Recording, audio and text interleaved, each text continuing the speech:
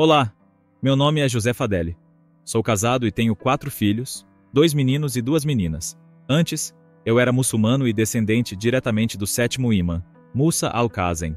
Em outras palavras, sou um descendente direto de Maomé, o profeta do islamismo. Meu pai é um cheque e lidera um grande clã, o Al-Sayyid al-Musawi, descendente de Maomé. Ele era rico, com grandes recursos, e tudo estava indo bem para mim dentro do islamismo. Em nossa religião, somos considerados modelos a serem seguidos, e devemos dar o exemplo. Por isso, desde jovem, sempre pratiquei o islamismo de maneira rigorosa. Tudo começou em 1987, quando estava no exército. Foi a primeira vez na minha vida que encontrei um cristão. No Iraque, existem cristãos, mas no meio em que eu vivia, não havia nenhum. Eu nunca tinha encontrado nenhum antes, e não sabia nada sobre eles. Tudo o que eu sabia a respeito dos cristãos vinha do que o Alcorão dizia. No Alcorão, eu li que os cristãos eram considerados impuros ou infiéis. Esse era o conceito que eu tinha sobre eles. No exército, encontrei um jovem cristão e logo percebi que ele era uma pessoa boa. Eu não queria que ele acabasse no inferno, então decidi convertê-lo ao islamismo. Primeiro pedi para ele me dar um evangelho. Eu sabia que, segundo o Alcorão, os cristãos haviam falsificado o evangelho, e essa era a minha intenção, provar isso a ele. Ele aceitou me dar um evangelho, mas antes, me fez um desafio. Ele pediu para que eu lesse e compreendesse o Alcorão de forma sincera, e só depois, ele me entregaria o evangelho. Esse pedido foi um pouco estranho para mim. Ele, um cristão, me pedindo para ler o Alcorão, sendo que eu já o lia regularmente durante o ano inteiro, e especialmente durante o mês do Ramadã, quando o lemos por completo. Eu lia o Alcorão todos os dias, sem contar as orações. Então sim, eu sabia o Alcorão de cor, mas entender realmente o que estava escrito, esse era o ponto. Eu nunca havia buscado entender o Alcorão profundamente, como muitos muçulmanos. Pensei, por que não tentar entender o que está escrito nele? Então, durante meu tempo livre, decidi procurar um imã respeitado, um líder dentro da nossa vertente do islamismo, para pedir ajuda na compreensão do Alcorão. Ele começou a me explicar os pré-requisitos necessários para entender o Alcorão. Se fosse outra pessoa que tivesse feito essa pergunta, provavelmente ele teria sido dispensado. Mas ele me conhecia bem e me considerava quase como um filho. Ele me explicou que, para compreender o Alcorão, eu precisava conhecer a língua árabe, dominar a gramática árabe e entender as suratas e os textos que as complementam. Ele me explicou que se eu realmente quisesse entender o Alcorão, precisaria ler 500 livros que me ajudariam na interpretação das suratas. Eu percebi que ele estava tentando me desencorajar, fazendo com que eu renunciasse à ideia de entender o Alcorão. Ele me colocou diante de algo que parecia impossível de se realizar. Mas, mesmo assim, decidi continuar e ler o Alcorão novamente, desta vez com a intenção de realmente compreendê-lo. Decidi que, se tivesse algum problema com uma surata ou outra, procuraria esse imã. Durante 5 meses, li o Alcorão e consultei o imã regularmente. O problema é que toda vez que ia até ele com uma dúvida sobre uma surata, saía de lá com 1000 outras questões sobre a mesma surata.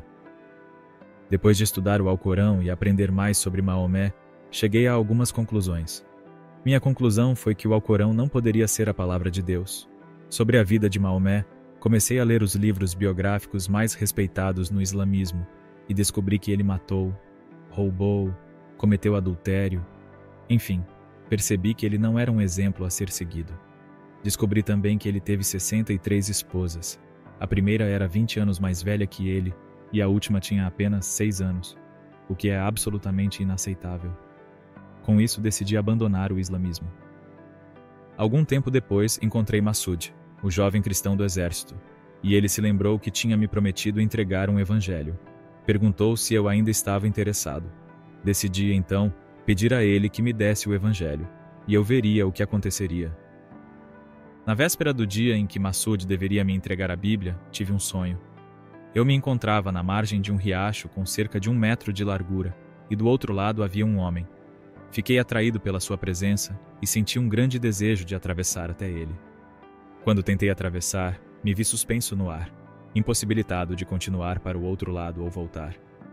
Estava desorientado e com medo, mas o homem, cheio de compaixão, estendeu a mão para mim e disse: "Se você quer vir até mim, primeiro precisa comer o pão da vida." Ao acordar naquela manhã, eu estava profundamente tocado. As palavras daquele homem ficaram gravadas em minha mente.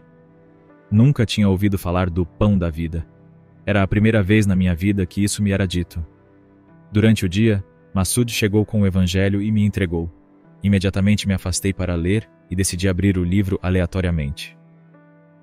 Quando abri, encontrei o capítulo 6 do Evangelho de João, e a primeira frase que li foi: "Eu sou o pão da vida", as mesmas palavras que eu ouvira no sonho. Fiquei em choque. Entendi que aquele homem do sonho era Jesus, e que Deus estava me convidando pessoalmente a ler o Evangelho. Assim encontrei Cristo através da leitura das Escrituras, e fui completamente tomado por ele. Decidi então colocar minha fé nele e acreditar em sua palavra. A partir daquele momento, comecei a tentar me aproximar dos cristãos. A maioria deles no Iraque estava em Bagdá. Eu expliquei a eles que tinha fé em Jesus e que desejava participar da comunhão ao menos uma vez na vida. No entanto, fui rejeitado em todos os lugares que fui. As pessoas tinham medo devido às minhas origens. Fui constantemente rejeitado, pois no Alcorão existem passagens que ordenam a morte de quem abandona o islamismo.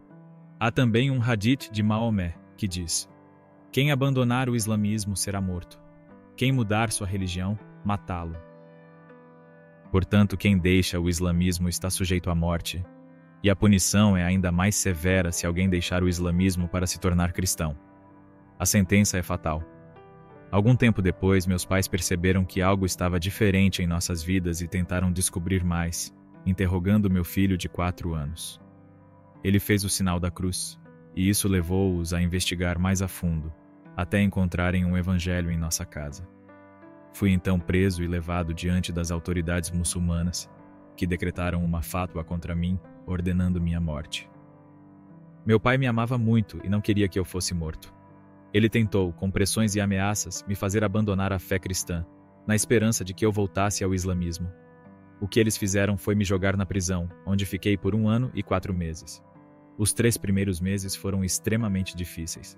Fui torturado, espancado e humilhado. A única coisa que me permitiu resistir nesse período foi Cristo. Ele havia dito no Evangelho que, por causa de seu nome, eu seria torturado, perseguido e até rejeitado pelos meus, por causa da minha fé nele. Então eu aceitei tudo isso com alegria, por amor a ele. Fui preso na pior prisão do Iraque, a prisão dos serviços secretos. Regularmente me interrogavam, e sempre me faziam 3 perguntas. Em qual igreja você foi? Qual o nome do sacerdote que te acompanhou? E qual o nome do cristão que te falou sobre a fé? Agradeço a Deus porque nunca respondi a essas perguntas. Depois de 1 ano e 4 meses, Deus permitiu que eu fosse libertado.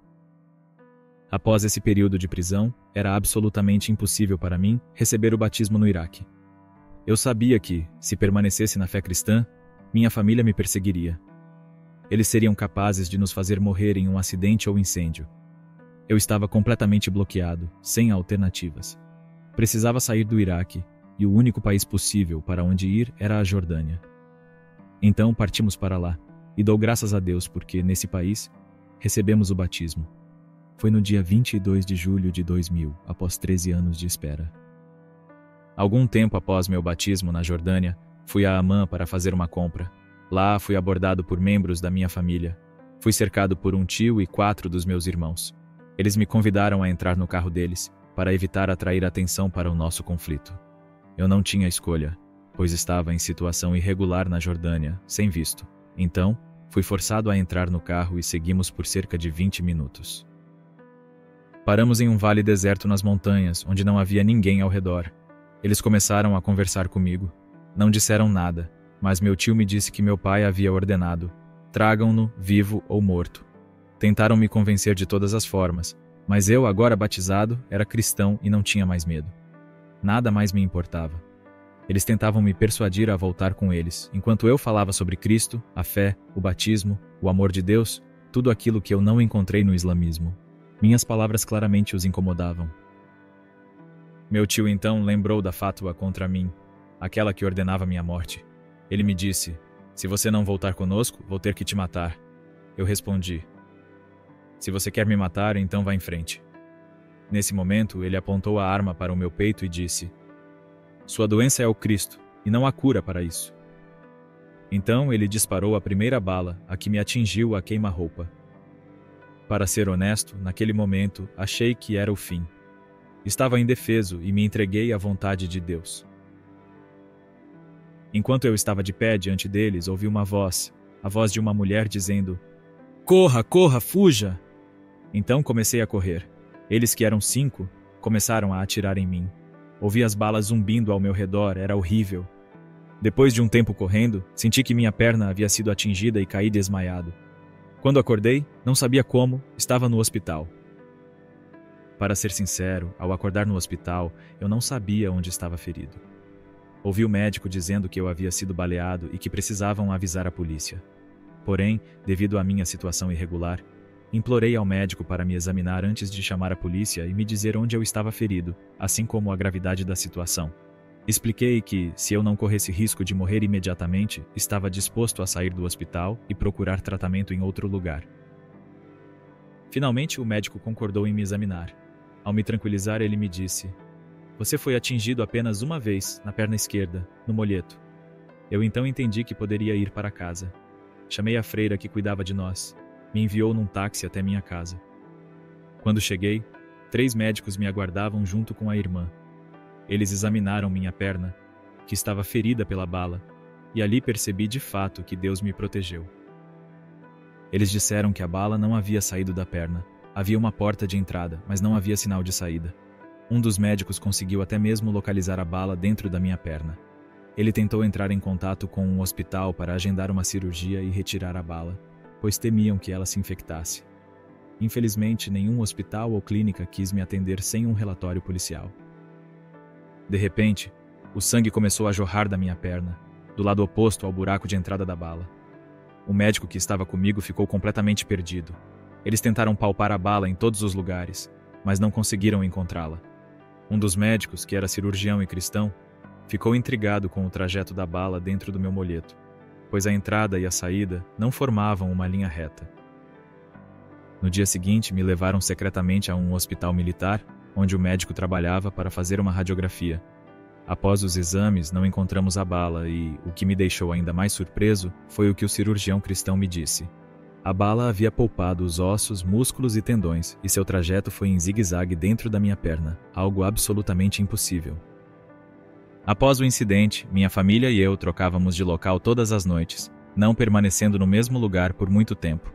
Tínhamos medo de cair novamente nas mãos da minha família, que certamente ainda nos procurava. Pouco tempo depois, a França concordou em nos conceder um visto, e então nos refugiamos lá. A França, esse grande país que nos acolheu, é onde continuamos a viver. Ainda tenho essa fátua contra mim, que ordena a minha morte, e o mais grave é que essa fátua não tem prazo de validade. Ela é válida em qualquer lugar e a qualquer momento. Algum tempo após nossa chegada à França, comecei a procurar minha família, começando pelos números dos meus irmãos. Consegui retomar contato com alguns deles. Uma boa notícia é que um dos meus irmãos, com quem continuei conversando ao telefone, se converteu e encontrou Cristo. Ele, que antes não queria ouvir falar de Cristo, hoje é batizado. E saiba que esse irmão foi aquele que estava presente durante o atentado a tiros. Ele foi um dos que atiraram em mim.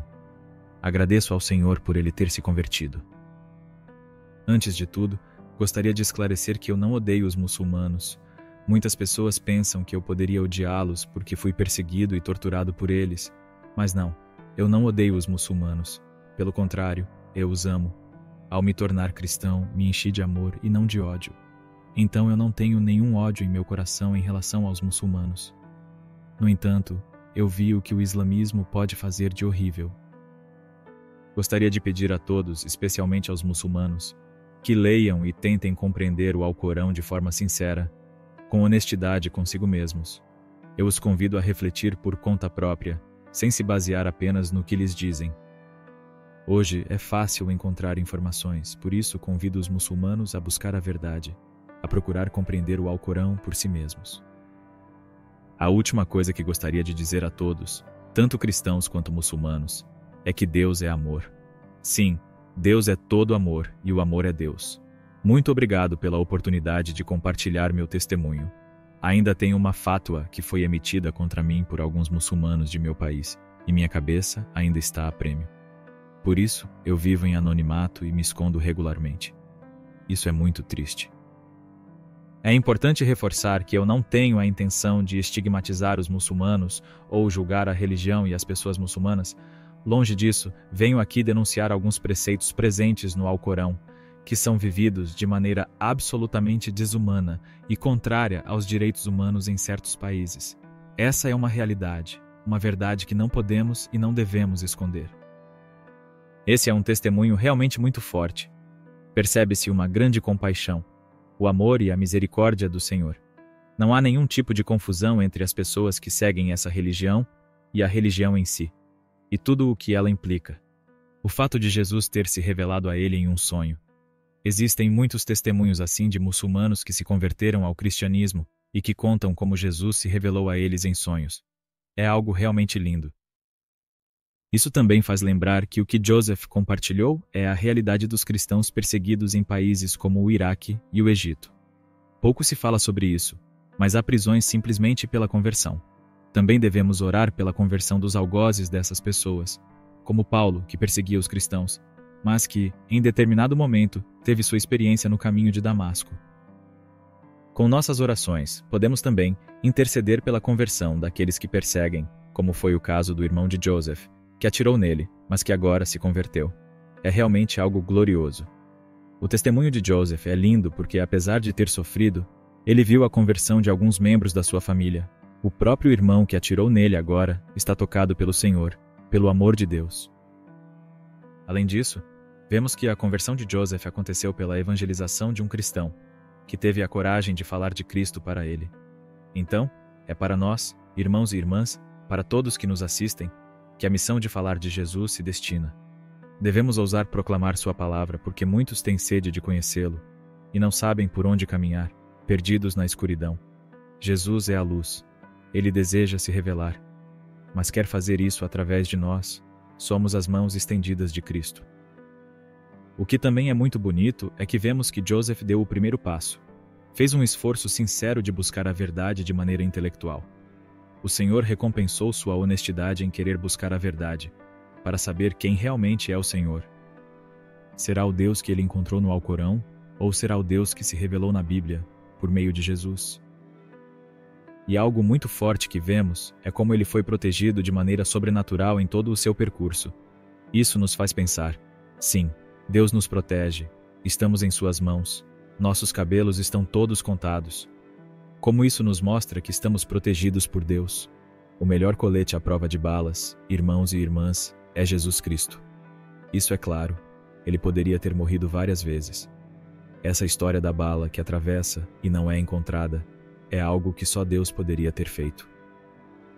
Tenhamos confiança na proteção do Senhor, avancemos com confiança. E o que é bonito nesse testemunho também é que ele nos desafia. Muitas vezes falamos sobre o islamismo, mas não sabemos muito, porque não temos uma vivência com isso. Joseph sabia do que estava falando. Ele era descendente de Maomé, ele conhece profundamente a religião, ele viu os aspectos negativos, e quando encontrou Jesus, ele entendeu que ele é o Alfa e o Ômega, o verdadeiro caminho, e que não há outro. Quando ouvimos isso, entendemos o valor do tesouro que é a fé cristã, porque vemos que Joseph estava disposto a morrer para continuar sendo cristão. Enquanto muitos de nós, às vezes, nem temos coragem de se assumir como cristãos quando estamos em um ambiente onde poderíamos testemunhar nossa fé.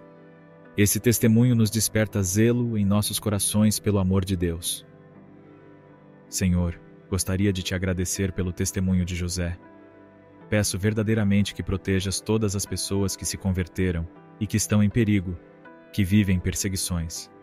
Obrigado, Jesus, por colocar a tua mão sobre eles e dar-lhes força, a força de testemunhar a tua vida, a tua presença.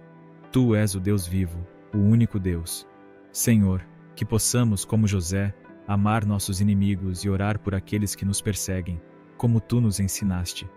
Pois, Jesus, tu mesmo disseste que devemos confiar em tua palavra. No mundo passareis por aflições, mas tenha coragem, eu venci o mundo.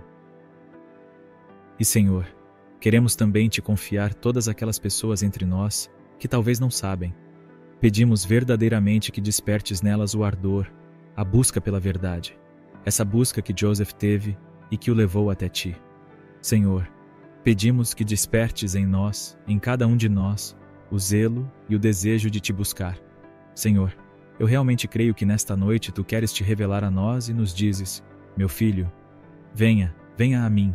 Eu tenho muitas coisas para te dizer. Quero te revelar segredos, te guiar por este caminho. Quero te proteger, quero te aliviar. Então venha até mim e aprenda a me conhecer. Sou Jesus. Amém. Senhor, te peço especialmente por todas as pessoas muçulmanas que estão assistindo a este vídeo. Quero dizer a vocês que são amados por Jesus, que têm seu lugar no banquete das bodas do Cordeiro, ao redor de Cristo. Senhor, peço realmente que te revele a eles, como te revelaste a Joseph, pois tu és o amor. Jesus é verdade, vocês são amados por Jesus e também são amados por nós. Nós amamos vocês, queridos irmãos e irmãs muçulmanos que nos assistem. E, Senhor, peço também que tu faça cair todos os julgamentos que possamos ter uns contra os outros. Coloca em nossos corações um amor fraternal ardente, o amor que brota do teu coração. Peço a ti, Jesus, que agora venhas à vida daqueles que ainda não te conhecem, ou daqueles que te conhecem mal, que pensam conhecer, mas na verdade nunca te encontraram verdadeiramente.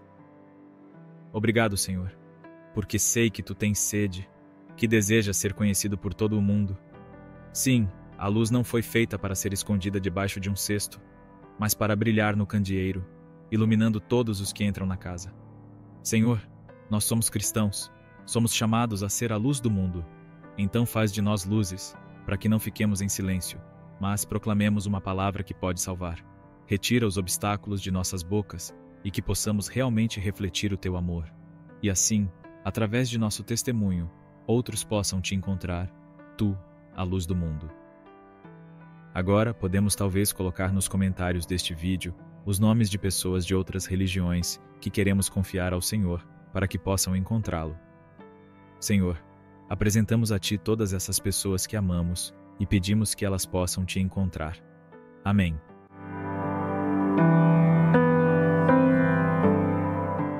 E aí, qual foi a parte do testemunho que mais tocou o seu coração? Você já parou para refletir sobre qual é a verdade que guia sua vida? O que você tem buscado como propósito? A história de Joseph nos desafia a não sermos passivos em nossa fé, mas a buscarmos de todo o coração quem Deus realmente é e o que Ele tem para cada um de nós. Talvez você esteja enfrentando dúvidas, dificuldades, ou até mesmo perseguições. Ou talvez, como José, você esteja sentindo um chamado, algo que diz: venha a mim. Não ignore essa voz. Hoje pode ser o dia em que você dá um passo de fé, um passo em direção a um relacionamento verdadeiro com Deus. Pergunte-se: tenho buscado a verdade de maneira sincera? Tenho coragem de entregar minha vida para algo maior, como fez Joseph? O testemunho dele nos mostra que Jesus é capaz de transformar vidas, de proteger, de guiar e de curar. O que está te impedindo de viver essa transformação também? Se você sentiu que esse vídeo falou ao seu coração, compartilhe nos comentários o que mais tocou você. Queremos ouvir a sua história e orar por você. E se você conhece alguém que precisa ouvir essa mensagem, envie este vídeo para ela.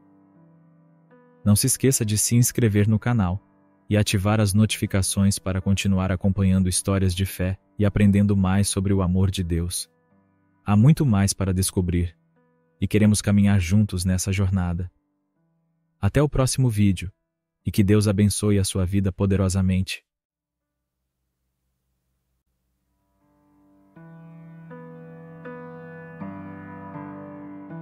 Quando eu era muito nova, passei por experiências que me marcaram profundamente e que eu não consegui processar na época. Com o tempo, tentei reprimir essas lembranças, mas a dor e o medo ainda estavam lá. Aos 7 anos, comecei a ver luzes no céu, que eu sentia serem presenças poderosas e acolhedoras. Inicialmente, achei que eram anjos, mas ao descobrir sobre outros fenômenos, comecei a associar essas experiências a algo além daquilo que eu conhecia. A partir dali, continuei tendo experiências semelhantes e me vi cada vez mais fascinada por esse conceito de alienígenas. Com o pouco que sabia sobre o cristianismo, comecei a rejeitar essa visão e adotei uma nova, onde esses seres extraterrestres eram a chave para me sentir aceita, para acreditar que eu era especial para eles. Isso passou a ter um significado profundo para mim em um mundo onde eu me sentia invisível e incompreendida. Esse contato com as ideologias da nova era me levou a começar a usar substâncias específicas, como psicodélicos, com o objetivo de me comunicar com essas entidades. O que me levou para o ocultismo foi uma progressão estranha. Era como se a cada novo passo, tudo ao meu redor começasse a brilhar fisicamente, porque eu estava tão fora de mim, tão desorientada, que não sabia mais o que era real e o que não era. Eu passava por lugares e coisas começavam a brilhar. Um dia, estava andando na rua e vi uma loja maçônica que parecia brilhar. Isso me atraiu ainda mais para os textos maçônicos e cabalísticos. Quando cheguei lá, havia uma mulher na escada me esperando, vestida com uma capa preta e capô. O ritual em si foi bem sombrio, e eu fui cega durante a maior parte, ou seja, não podia ver nada. Estava tudo muito escuro, e o ritual envolvia uma interpretação distorcida de João 15, com a ideia de entrar nas trevas para iluminar com a luz do conhecimento secreto. Durante o ritual, colocaram uma espada no meu pescoço e me fizeram jurar que nunca compartilharia o que havia aprendido. Se você se sentiu tocado por este testemunho e quer assistir esta história e mais histórias como esta, não deixe de se inscrever em nosso canal. Aqui, compartilhamos experiências poderosas que podem transformar vidas e fortalecer a fé.